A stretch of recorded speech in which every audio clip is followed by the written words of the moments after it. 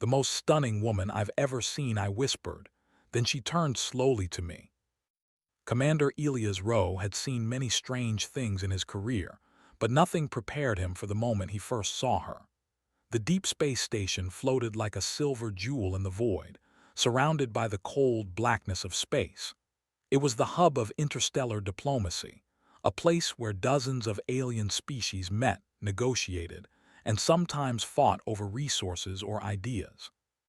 Elias had come here on a mission of peace, representing humanity in a galaxy where humans were often underestimated. The station itself was enormous. Its spires stretched into the void like frozen lightning, and docking bays glimmered with the lights of ships from countless worlds. Inside, the corridors were bustling with life, an endless mix of shapes and colors that defied human description. Some creatures had transparent skin that shimmered with internal lights, others moved on multiple limbs, gliding rather than walking. And yet, among all the beings, Elias noticed her. She stood near the central atrium, a place where all visitors first arrived. At first glance, she seemed human. She was tall, with a presence that seemed to command attention without effort. Her hair fell in perfect waves, her posture straight, and her movements were slow and deliberate, as if each step was measured and meaningful. But Elias felt something beyond her appearance. There was a weight to her gaze, a sense of awareness that seemed impossible. Elias whispered to himself without realizing it, "The most stunning woman I've ever seen." The murmurs of the crowd faded into silence in his mind. All he could see was her. She spoke, her voice soft but carrying through the atrium. "Commander Elias Rowe." His heart raced as he tried to make sense of the moment. Before he could respond, alarms echoed through the station. Lights flickered and systems across the docking bays and corridors blinked unpredictably. Visitors murmured in confusion, and security personnel moved quickly to investigate. But the woman did not flinch. She remained calm, her eyes locked on Elias as if nothing else in the station mattered. Elias forced himself to step forward. I don't understand. How do you know me?" What are you?" "Not natural," Elias repeated, incredulous. "You mean you're not human? You are too young, too chaotic, too unpredictable.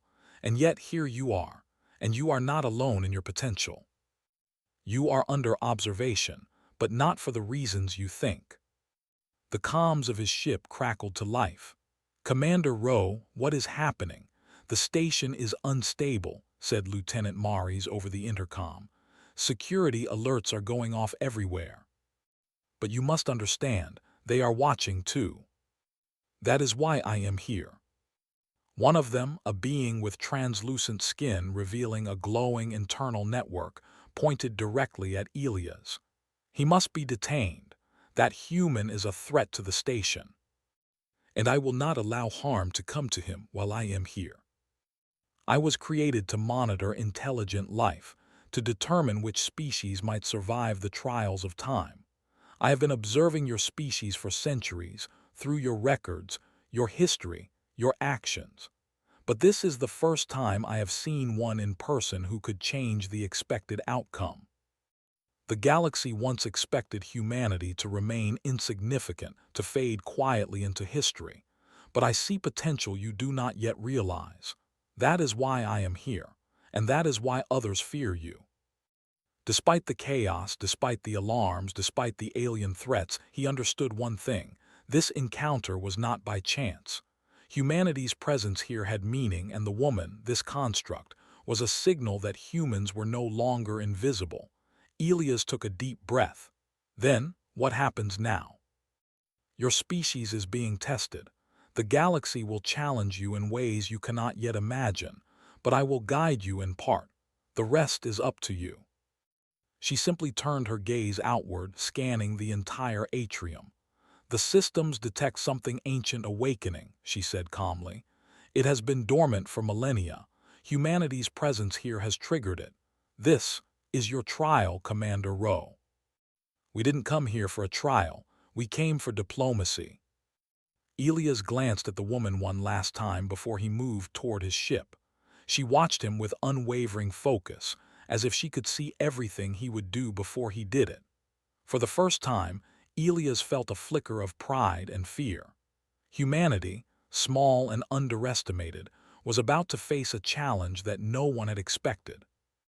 And in the center of it all was a woman who was not human, yet understood humans better than anyone else. As he stepped into the corridor leading to his ship, he whispered to himself again, almost unconsciously, "The most stunning and the most dangerous being I've ever seen." Commander Elias Rowe moved swiftly through the corridors toward the human ship, his mind racing. Every step brought a strange mix of fear and excitement. Humanity had never faced anything like this, and yet he sensed, almost instinctively, that this moment was pivotal. The construct, this woman who was not human, had called him forward. Her words had shaken him. Humanity was being tested.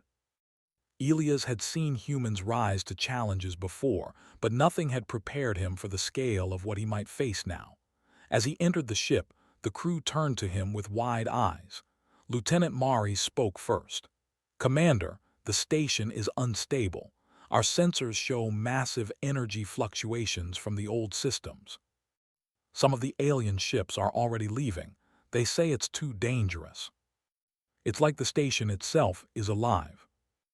Lights pulsed in patterns that no one aboard the station, or anyone in the galaxy, had ever seen before. The aliens panicked. Ships shifted position, trying to escape, but the station's gravity field subtly altered, preventing sudden movement. It was as though the station itself was assessing every being within it. The construct appeared at the docking area as if she had sensed Elias' hesitation. She stood calmly, her eyes glowing faintly with a strange light. She did not need weapons or defenses. Her presence alone commanded respect and caution. Elias approached. "What is happening?" The station systems are relics of a precursor civilization, one that existed before even the oldest known species. They were designed to detect emergent intelligence and judge whether it should survive or be corrected. Your species triggered a response they were not expecting. Species that reached a certain level of unpredictability were deemed a threat and eliminated.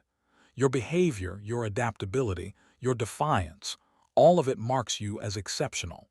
The station is recalculating its judgment. "We're a force they cannot predict or control. That is what she means by testing us. Your species was never expected to reach this stage, yet here you are. That is why I am here. You are different. Your species is capable of influencing the course of the galaxy in ways even I cannot fully predict. But success is not simply living. It is proving that your species can navigate chaos and unpredictability, that you can rise above limits placed by those older than you." The test was here, and the galaxy was the examiner. The station shuddered again. Elias and his team watched as enormous doors opened within the atrium, revealing mechanisms and machinery that defied comprehension. Vast panels, etched with symbols and patterns older than any known civilization, shifted and aligned in response to something beyond human understanding. The aliens aboard the station froze, unsure whether to attack or flee. The construct's eyes glowed brighter. The station judges based on potential and behavior. It measures not just your actions but your choices. Every species before yours behaved predictably. You do not. Humanity had always relied on improvisation, thinking outside predictable patterns. That was why they had survived disasters that destroyed entire species elsewhere. That was why humans could solve problems no one else could. And now, that unpredictability was what set them apart, marking them as both dangerous and valuable. Maris looked at him, fear in her eyes. "Commander, what do we do? How do we prove ourselves?" "Use your intelligence and your spirit. The station will respond and the galaxy will watch. Every decision matters." A small group tried to attack the construct, but their weapons failed to harm her. The energy around her seemed to absorb or redirect attacks. Elias realized something crucial. The construct was not just observing, they could not win by force. They had to act with intelligence, strategy, and unity. Humanity's test was not a battle of strength, but a challenge of cunning and adaptability. He gathered his team. Listen carefully. We can't fight them conventionally. We will use our minds. We will find weaknesses, work together, and guide the station toward stability. The construct is on our side, but the rest of the galaxy is not. Every move counts. The challenge was immense. The odds were stacked against them, and yet he knew this was humanity's moment. If they succeeded, they would show the galaxy what humans could do. The construct followed silently, her eyes observing every detail. She did not give direct orders, but her presence was reassuring. Humans had always been capable of extraordinary feats when guided by necessity, and she understood that instinctively. Elias led the team to a control hub, where they began analyzing the station's systems. The technology was ancient, far beyond anything humans had encountered before, yet patterns emerged. The station responded not just to force, but to understanding and reasoning. It reacted to initiative, problem-solving, and unexpected solutions. Hours passed, and the station continued to shift and adapt. Aliens retreated, confused and fearful. Humans worked tirelessly, using ingenuity, logic, and cooperation to stabilize sections of the station. Every successful adaptation earned them more space to maneuver, more understanding of the mechanisms that governed the ancient systems. Through it all, the construct observed, occasionally offering cryptic guidance. She never intervened directly unless necessary, testing humanity's ability to think and act independently. Her approval was subtle, a nod, a look of acknowledgement, but it was enough to motivate Elias and his team. By the end of the cycle, the station's systems had partially stabilized. The alien species that had tried to dominate or flee had learned quickly that humans were unpredictable and dangerous in ways they could not control. And the construct turned to Elias, her gaze steady. "You have shown promise," she said. "This is only the beginning. The galaxy will test you further, and not all tests will be as straightforward. But you have proven that humanity can adapt, overcome, and influence events in ways no other species has before. That is your advantage. That is your strength." For the first time, humans were not just participants in the galaxy, they were contenders. And the construct, mysterious and powerful, had chosen to recognize their potential rather than dismiss it. As the alien species began to retreat and the station hummed with a cautious calm, Elias looked at the construct. "So, this is just the start. The galaxy is watching, Commander Rowe. You will face challenges that will test your creativity, courage, and unity. But humans are capable of greatness. Never forget that." And somewhere deep within the station, ancient systems continued to monitor, record, and calculate. For the first time in eons, the results were uncertain. Humanity's unpredictable nature had begun to rewrite expectations. Elias took a deep breath. The test had begun. The galaxy would never be the same. The calm inside the station did not last long. Commander Elias Rowe felt it before the alarms returned. The air seemed heavier, the low hum of the ancient systems shifting into a deeper tone. It was not panic this time. It was focus. The station was no longer reacting blindly. It was making a decision. Alien ships that had stayed behind began to reposition. Their formations were no longer defensive. They were coordinated. Lieutenant Mari studied the tactical display. "Commander, multiple species are forming a coalition. They're sharing data. That never happens." The galaxy expected fear, retreat, or submission. Humans did none of those things. The archivist construct stood near the central console, watching everything with calm attention. Her human-like face showed no emotion, but Elias sensed something had changed. She was no longer only observing. She was uncertain. "The coalition believes controlling me will give them leverage," she said calmly. "They assume power is centralized." "No." Massive constructs unfolded from hidden chambers, their movements slow but unstoppable. Mari's whispered, "Those things predate recorded galactic history." That means they won't expect what comes next. Secure the target. They did not adapt. Human engineers rerouted power flows in strange ways, creating false priorities for the machines. Others flooded sensor systems with conflicting information. Nothing violent, nothing destructive, just confusion. One construct turned left instead of right. Another paused, recalculating. A third shut down briefly, unsure which command to obey. The coalition ships opened fire, but the station itself began to respond. Gravity fields shifted, corridors sealed, and ancient safeguards activated, not to defend the attackers but to preserve balance. The archivist's eyes widened slightly. The station is responding to your behavior. It's watching how we do it. If they reached her, they would attempt to control or dismantle her. Commander, Mari said, we can hold them but not forever. We're not defending her with force. The ancient systems recognized a critical variable. Humans had chosen restraint instead of dominance. They did not seek control. They did not seek power. They sought balance. The chamber sealed itself. The coalition forces found their commands ignored. Their weapons powered down. Their ships lost station access. The archivist felt it then, a cascading failure in her own core logic. This is not possible, she whispered. Elia's voice echoed through a secure channel. You were built to judge outcomes. We focus on choices. The coalition panicked. Their unity shattered instantly. Ships attempted to flee, but the station released them selectively, those who withdrew peacefully first. Those who tried to force their way out were held. The archivist rejoined Elia's on the command deck.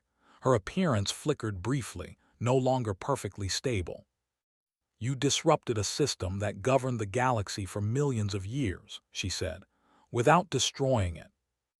The war constructs powered down, their purpose unresolved. The coalition had lost, not through defeat but through exposure. They had revealed their fear. The archivist turned toward the stars beyond the viewport. The final judgment approaches. The system will demand an answer. I was designed to protect the galaxy from species like yours, she finally said. Now I believe the galaxy needs you. Now it would test its right to exist. And humanity was ready. Part 4. The choice that changed the galaxy.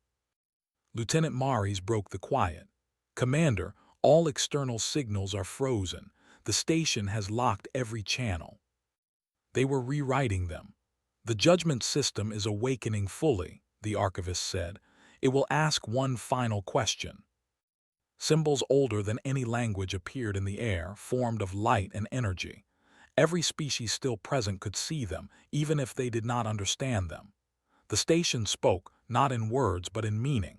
Can this species be controlled? The archivist closed her eyes. For millions of years, she said softly, this system eliminated species that could not be controlled. It believed order required certainty. But we learn, and when the moment matters, we choose to protect others, even when it costs us. That is their nature. There was always a calculation, always a conclusion. This time, there was a choice. The archivist stepped toward the central light column. I was created to enforce certainty, she said, but humanity has shown me something my creators never understood. It is potential. The station erupted in motion. Energy surged through every corridor, every system, every hidden chamber. Symbols shattered and reformed into new patterns. Extinction protocols terminated. A wave of relief spread through the human crew, but the station was not finished.